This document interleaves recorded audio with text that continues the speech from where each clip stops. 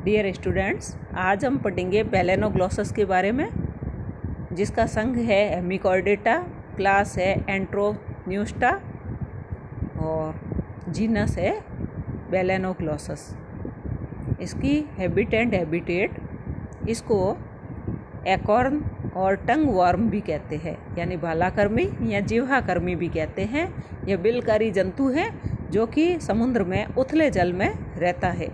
इसकी बिल का आकार यू आकार होता है और यह म्यूकस के द्वारा बिल में कोटिंग होती है, जो कि म्यूकस ग्लैंड्स के द्वारा सिक्रीट होता है और इसकी म्यूकस ग्लैंड्स स्किन में प्रेजेंट होती है। इस एनिमल के द्वारा आयोडोफॉर्म की तीखी गंध स्रावित की जाती है और उसके द्वारा इस जंतु का पता लगाया जा सकता है। यह डिकेइंग ऑर्गेनिक मैटर यानी अपघटित होते हुए कार्बनिक पदार्थ के साथ में मिट्टी और कीचड़ को जल के साथ में खाता है। एक्सटर्नल फीचर्स, इसके बाह्य लक्षण, इसका शरीर कोमल होता है, सिलेंड्रिकल होता है और इसमें बाहर की तरफ सीलिया या रोमाब उपस्थित होते हैं। इसकी 20 जातियाँ ज्ञात हैं। इसकी लंबाई 30 सेंटीमीटर से लेकर 2 मीटर तक होती है और ग्रेइश कलर्ड होता है। इसकी बॉडी बाइलेटरल सिमेट्री होती है, यानी द्विपार्श्व सममिति पाई जाती है और शरीर को 3 भागों में विभाजित किया जा सकता है। फर्स्ट है प्रोबोसिस यानी सुंडिका, सेकंड है कॉलर एंड थर्ड है ट्रंक या धड़ क्षेत्र। इसमें से फर्स्ट है प्रोबोसिस या सुंडिका। यह अग्रभाग में गोलाकार संरचना के रूप में उपस्थित होती है और पश्च भाग में जाते हुए संकरा हो जाता है और संकरा होकर के यह सुंडिका व्रंत बनाता है और सुंडिका व्रंत प्रोबोसिस को कॉलर के साथ में जोड़ने का काम करता है।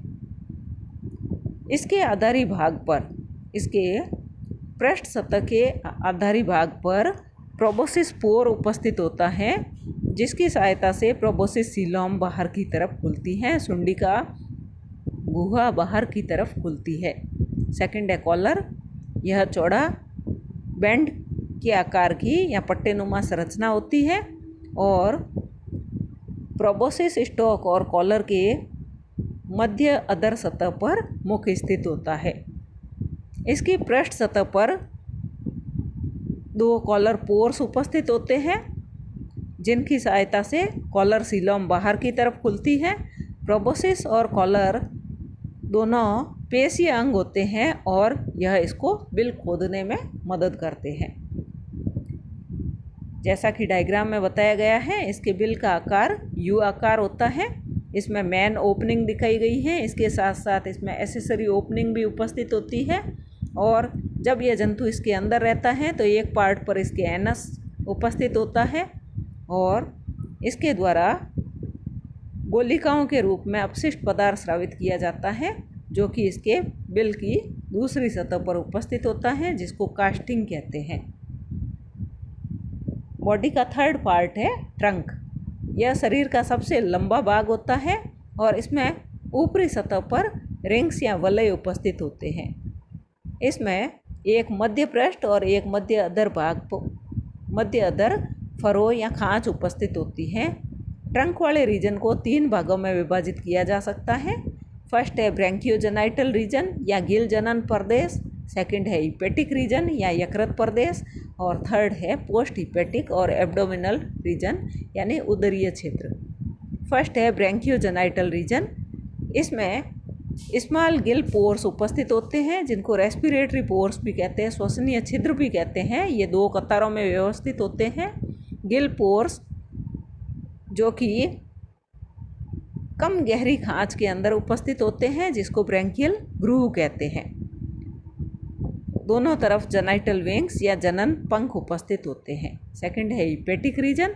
इस पर बाहर की तरफ अनियंत्रित अतिवर्दियाँ होती हैं, जिसको यकृतीय अंध नाले या हिपेटिक सीकी कहते हैं। थर्ड है ट्रंक, इसका एब्डोमिनल रीजन या पोस्ट हिपेटिक रीजन। इसका सबसे लास्ट पॉइंट जो है वो एनस कहलाता है। इसमें टेल एब्सेंट होती है।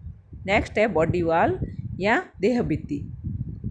इसमें एपिडर्मिस और डर्मिस में विभेदन नहीं होता है और एपिडर्मल सीलिया जो है उसके अलावा इसकी मोटाई एक कोशिका के समान होती है, जिसमें कई छोटे आकार की न्यूरोसिक्रेटरी सेल्स और ग्लैंडुलर सेल्स भी उपस्थित होती है। ग्लैंडुलर सेल्स जो कि कलश के आकार की होती हैं, गोबलेट टाइप होती हैं और इसके द्वारा म्यूकस या श्लेष्मा का सिक्रीशन किया जाता है। न्यूरल लेयर जो कि एपिडर्मिस के नीचे उपस्थित होती हैं, तंत्रिकीय परत उपस्थित होती हैं एपिडर्मिस के नीचे, और न्यूरल परत के या तंत्रिकीय परत के नीचे आधारी कला उपस्थित होती हैं और इस आधारी कला के नीचे इसमें कम विकसित पेशियाँ उपस्थित होती है। बॉडी कैविटी या सीलोम यानी देहगुआ, इसमें देहगुआ पूर्ण विकसित होती है। यह भ्रूण में पूर्ण विकसित होती है, जबकि एडल्ट में यह या वयस्क अवस्था में यह पार्शियली डिक्रीज्ड हो जाती है या आंशिक रूप से विलोपित हो जाती है। देखो इसमें वीएस बॉडी वॉल का डायग्राम दिखाया गया है और इसमें दिखाया गया है अलग अलग तरह की उपस्थित इसमें सेल्स दिखाई गई हैं। इसमें ग्लैंड सेल्स दिखाई गई है। तो फर्स्ट टाइप की ग्लैंड सेल जो है वो रेटिकुलेट टाइप की है, सेकंड गॉबलेट टाइप की ग्लैंड सेल है। इसके अलावा एपिडर्मिस के ऊपर सीलिया उपस्थित है और एपिडर्मल सेल्स उपस्थित हैं। इसके बीच में न्यूरोसिक्रेटरी सेल्स उपस्थित हैं और एपिडर्मल सेल्स के नीचे की तरफ नर्व सेल्स उपस्थित हैं और नर्व फाइबर्स उपस्थित हैं और सबसे नीचे की तरफ इसमें बेसमेंट मेम्ब्रेन या आधारी कला उपस्थित है। सेकंड डायग्राम में बॉडी सीलोम दिखाई गई है। बॉडी सीलोम इसके प्रोबोसिस में, कॉलर में और ट्रंक रीजन में अलग अलग होती है। तो प्रोबोसिस में जो उपस्थित हैं वो एकल हैं और इसको प्रोटोसील कहते हैं। कॉलर वाले रीजन में सीलोम दो भागों में विभाजित हो जाती है, इसको मीजोसील कहते हैं। और इसके ट्रंक वाले रीजन में भी सीलोम दो भागों में विभाजित हो जाती है, जिसको मेटासील कहते हैं।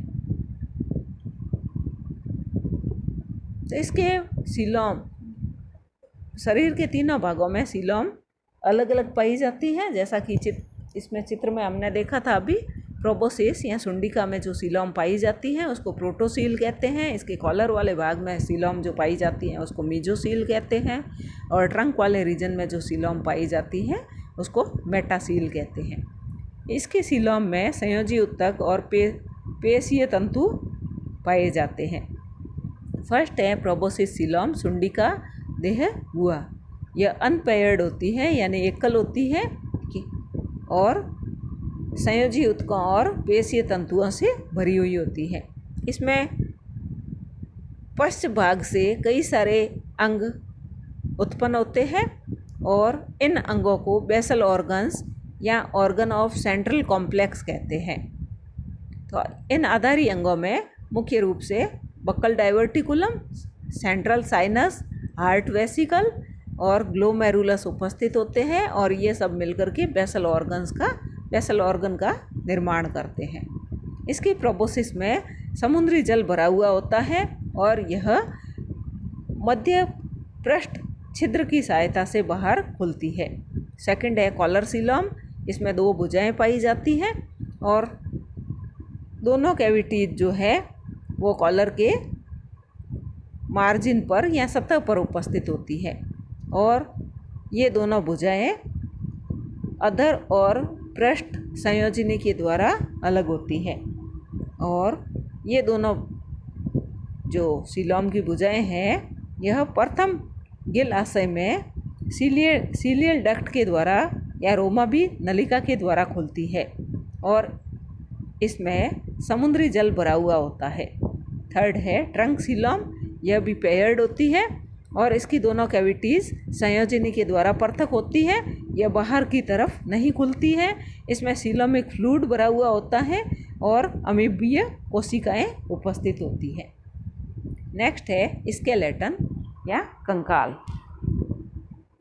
इसमें एंडोस्केलेटन या अंतःकंकाल अनुपस्थित होता है। इसमें 4 दृढ़ संरचनाएं होती हैं जो कि इसके कोमल शरीर में उपस्थित अंगों को सपोर्ट या आलंबन प्रदान करने का काम करती है और ये 4 दृढ़ संरचनाएं जो है फर्स्ट है इसमें बक्कल डाइवर्टिकुलम, सेकंड है प्रोबोसिस स्केलेटन, थर्ड है गिल स्केलेटन और फोर्थ है पाइगोकॉर्ड। इसमें से फर्स्ट है बक्कल डाइवर्टिकुलम या मुख्य अंधनाल। यह प्रोबोसिस और प्रोबोसिस स्केलेटन को आलम्बन प्रदान करने का काम करती है। सेकंड है प्रोबोसिस स्केलेटन। यह प्रोबोसिस या सुंडी का व्रंथ में वाई आकार की काइटिन की मोटी प्लेट नुमा संरचना के रूप में उपस्थित होता है। तो इसमें एक मोटी प्लेट होती है और इसके पिछले भाग में दो हॉर्न्स या दो अतिवर्दियाँ निकली हुई होती हैं। थर्ड है गिल स्केलेटन। स्केलेटल रोड्स उपस्थित होती हैं जो कि गिल फरो को सपोर्ट करने का काम करती हैं, गिल खांच को आधार देने का काम करती है। स्केलेटल रोड्स दो प्रकार की होती हैं, कंकालीय छड़ें दो प्रकार की होती हैं जिनको प्राइमरी एंड सेकेंडरी रोड्स कहते हैं। यह आधारी कला के थिकनिंग से इसकी मोटी होने से बनती है। इसमें से प्राइमरी रोड्स है 8 बेस यानी आधार पर इट डिवाइड्स इनटू 2 ब्रांचेज, ये दो शाखाओं में विभाजित हो जाती है।